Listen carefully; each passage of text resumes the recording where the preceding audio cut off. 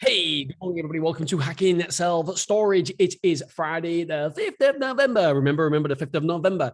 By the way, just so you know, for those of people watching on LinkedIn, I am going to start upgrading my background, etc., because it used to be very, very good, the background when I had an office, but now I'm working I've got like a little man cave kind of thing. And yeah, I've kind of put the office away.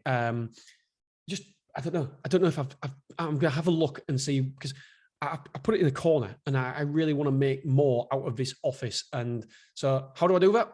I don't know. I want to, but I look at other people's podcasts and I'm thinking, Jesus Christ, yours look absolutely terrible. And I always say done is better than perfect and just get it done.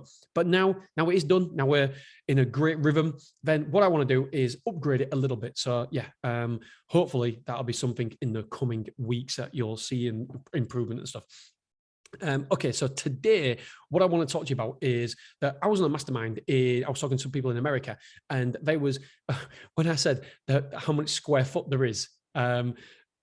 So basically, in self-storage, what we do is we calculate the competition or the surrounding areas we look at the population, and the average is 0.7 square foot, 0.74 square foot per capita. So for every person, they should be 0.74 square foot of self-storage supply. That is basically what's happening. That's demand. So if we use that criteria, then we can tell if some of these is oversupplied or undersupplied, depending on the population and the amount of self-storage there is in that area. And I was talking to people in America, and some people have 15 square foot per capita. That is unbelievable. And we're 0.74. I mean, I'm not saying that it'll ever get to them levels, because I don't. Who knows? Hey, I keep saying I don't think it'll get. Why? I don't know. I don't. The truthfulness of it is I don't know.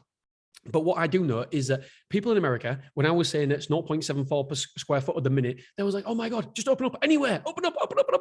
But I don't think that's obviously not where we should do it. But I just want to come on here and I want to let you know that competition will be coming. And at the minute, the demand is increasing faster than the supply. We know that because of the last few years of the data that we get from the Self-Storage Association. We get an amazing annual report that comes out. It really does cover. It's a bloody great report.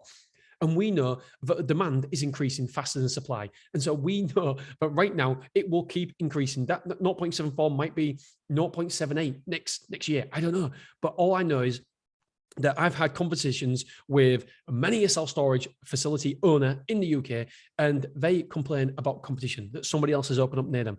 Well, this, my friends, you will look back on this time in 5 or 10 years' time, and you will remember this as the Goldilocks zone, the Goldilocks years, the golden years, or whatever you want to call them. You will look back on these years and be, hey, do you remember when we only had 1, 2, 3 competitors in our area, and now there's 10? I promise you, competition is coming. That's the headline of this podcast. Competition is coming. It's coming for you. It's coming for me. And there's nothing that we can do to stop it. But what we can do is know right now how good we have got it. We have got this amazing opportunity honestly, I get so lit up. I've been talking to investors, and I get so lit up when I start talking about the opportunity we have got. At the minute, 0.74 square foot per capita. Oh my God. In America, the average is 9. I believe, it could be wrong, that figure now, but it was 9 when I had the exact figures. But I've been talking to people in this mastermind that are competing with 15 square foot per capita. It is absolutely incredible. That is what they are. That is their marketplace that they are competing in. 15 square foot per capita. It's absolutely bananas. And at the minute, all we are giving is 0.74 square foot per capita. That is incredible.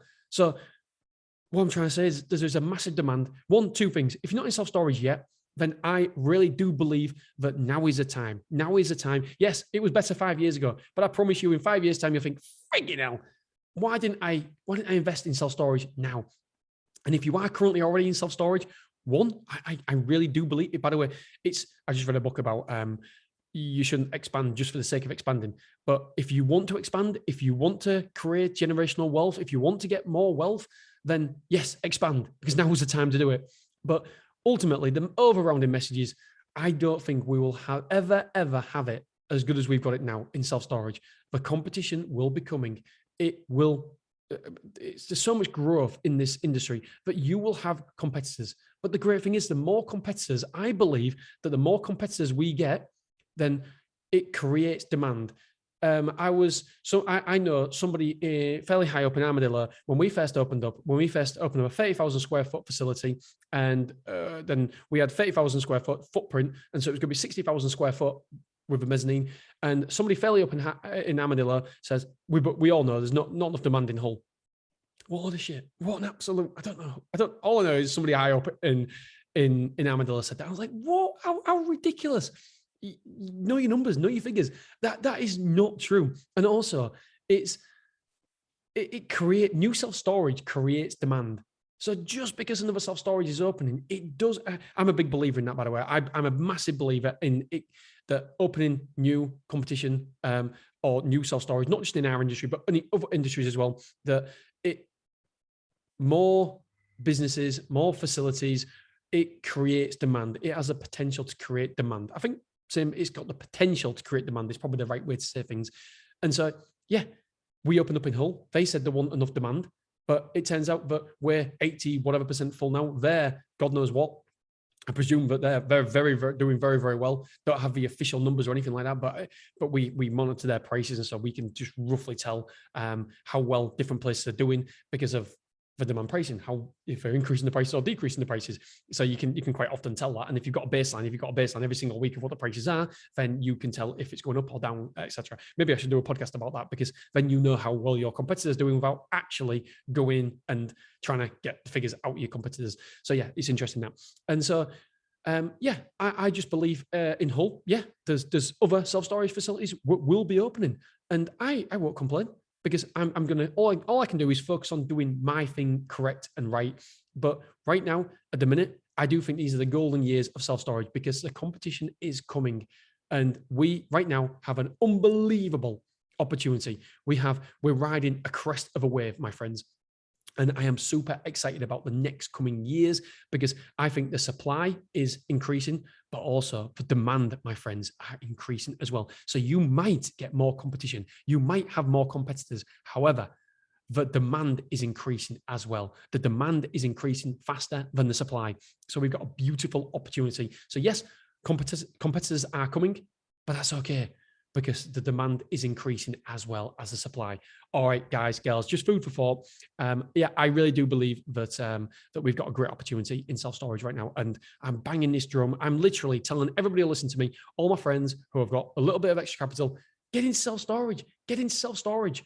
It is a wonderful, wonderful industry. And I don't think that we're particularly, I don't want to put myself down, but I don't think I'm particularly brilliant at, I don't know. I basically, you can make mistakes and still make it work.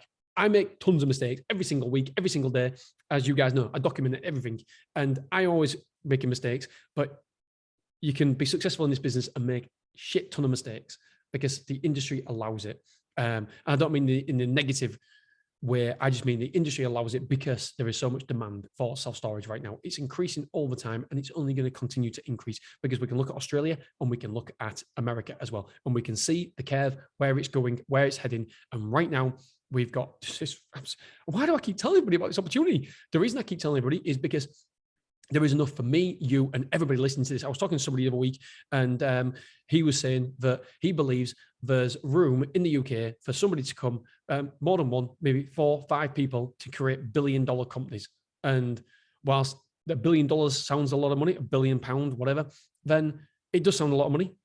But I also think it's true as well. I believe that somebody out there right now who has no self-storage facilities right now will come into the market, and they will create a massive company worth many, many multiples of 100 millions, if not billions, and that there is people out there that will do it. Hopefully, we're on that ride as well. We're going for that. We're going for that prestigious valuation as well. All right, guys, girls, food for thought anyway for Friday.